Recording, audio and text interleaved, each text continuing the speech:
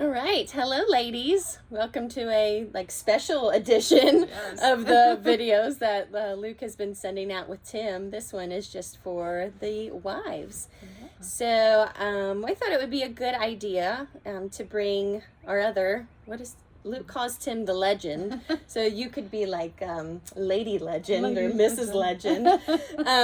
And for some encouragement for you specifically as wives. As you are watching your husbands work through this preaching cohort, just some specific encouragement for that, and then looking to the future for preaching. Sherry has been sitting, let's see, how many years for Tim preaching? Yeah, so it's like 15 years as yes. a senior pastor, but he's done that our whole life. He's been in ministry, our whole married life, and it's been probably full-time ministry. I would say like 36 years. Okay, so a long time. So Yeah. lots of wisdom over here that we want to glean from for you, for me, and for the other wives. So we will jump right in with the first question. Obviously, just like you shared, yes. Tim has been primary pastor for 15 years, but in ministry for a long time. So how have you learned to specifically encourage him in that role? What would be some things to share? Yeah, I think the first thing would be the obvious thing of praying for him. That it's just a very basic thing, but praying for him. And I often pray that God will teach him so he can teach us. Good. So that's been a prayer that I have had. And then, everybody's personality is a little bit different. So your spouse would, you have to kind of figure out. But for Tim, for me to share verbally with him is encouraging to him, and to not be too general, like to be, if he, he often doesn't say, how did you think that went? But I will say, I thought that went well today, I liked, and then I keep going. I think that helps him to be very specific. And then he also likes notes. So I write notes to him. Sometimes I write a note. I've written on a bathroom mirror with a marker. That's before. I write in his notes that he's making, just a real short note, like, I'm glad you're my pastor, or I'm praying for you, or and then I just try to tell him, like, I'm learning a lot under your ministry. So I just think those very basic things of praying for him and encouraging him verbally, and then like making it easy to study, and to invest the time. So that has ebbed and flowed in our life. When the kids were young, I think maybe both of us could have done a little bit better job.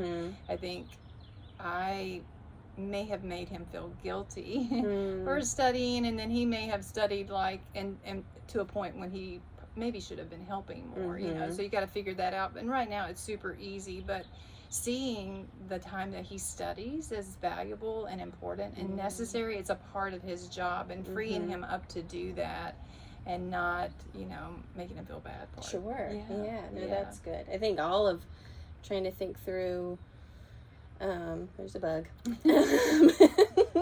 I think most of our guys in this class have children or are about to, so that specifically is really helpful. That's a good encouragement. You have to figure it out. And Tim did a great job early on, where he we laugh now because we're both like in bed so early on any given night, but he used to stay up really late. So when he was doing working full time and taking seminary classes, he would stay up really late, and he was trying really hard to not let it impact our family life. And so I appreciated that. But at the same time, you have to figure out a way. And for these girls right now, they don't have the luxury of this is the only thing that their husband's doing. So it really is a sacrifice that they're working full time.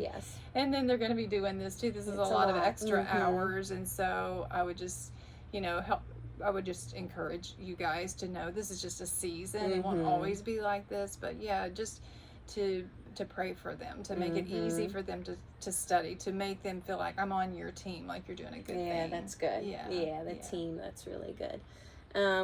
Would you say there's anything kind of on the opposite end of that anything specific you have learned not to do that is not encouraging as your husband is preparing to preach and working through a text and then preaching.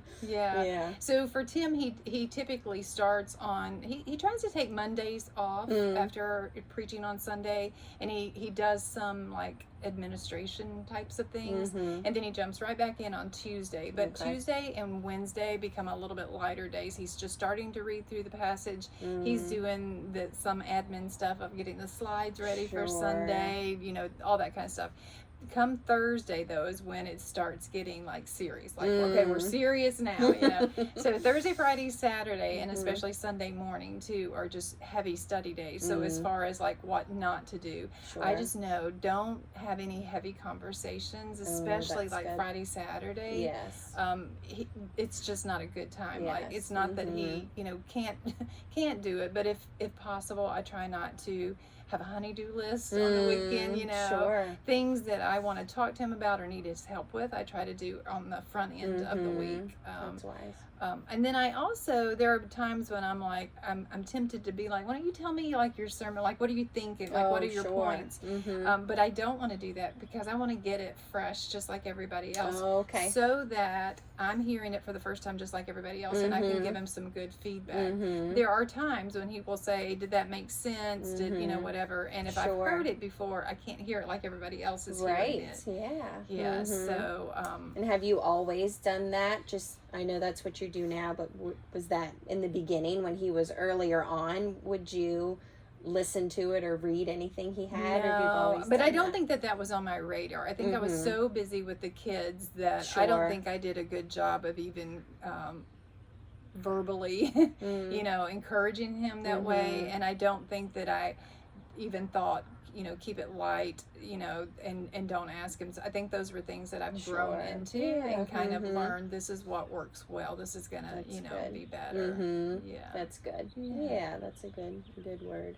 Did you have anything else? I don't think those were the main things that I thought. No, those are good. That's very, very helpful to think through of just different days and points where they're at in preparation. As these guys have a little bit longer of a stretch that they're working through it, not just a week. So that's good of knowing when they're in-depth studying. Maybe not the best time to ask them to hang a picture on the wall. It's like, what would you think about, no, that's good. To be aware of where they're the pressure at. And it might be similar to us getting ready to host somebody, and then he's wanting to go somewhere, want to go get lunch or whatever, that's and it's a good example. I really need to be here, can we do that after company, that kind of thing.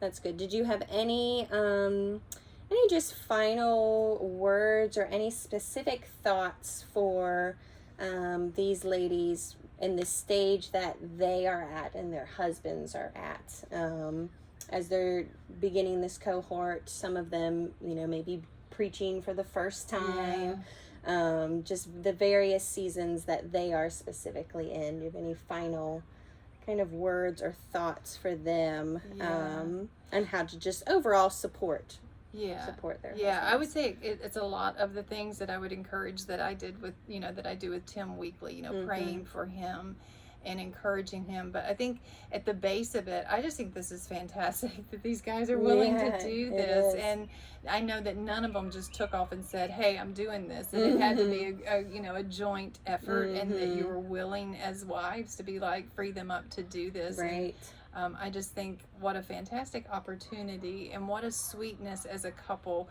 whether this goes anywhere, later in life, but that they're doing this right now, and it's just a sweet thing, and to just be thankful that you have a husband that wants to do that. There's so many issues with husbands, and they're disconnected, and not necessarily that we know well from our church or anything, but just in general in the world, that thank God that you have a husband that is interested enough and loves God's word enough that they're like, yes, I want to know it better. I want to learn how to speak it and teach it and preach it. Yeah, that's a really good gift. To just be thankful and be excited with them, And even in the struggle of, you've been at work all day, and now, maybe you put the kids to bed, and I thought we were going to have time to just hang out, but you got to use some of that time for this, and it will just be for a season right now. And it's good. But it's a sweet thing that they're doing. It is, yeah. It's very sweet and just encouraging to see the willingness. So that was good. That was very helpful. Some good wisdom on how we can encourage our husbands in this. So hopefully that was helpful to you, encouraging to you just as much as it was to me. But we are thankful for you in the role that you are doing right now. Sherry is very, very familiar with that. I've had a taste of it as well, and just the taste of it that I've had, we just know that you are making sacrifices on your end too, and we're very grateful for your willingness to be able to do that and to support them and our whole church. So yes, well, thank you. You're welcome. Lady Thanks Legend, Mrs. me. Legend. Yes, we appreciate it. We'll see you all.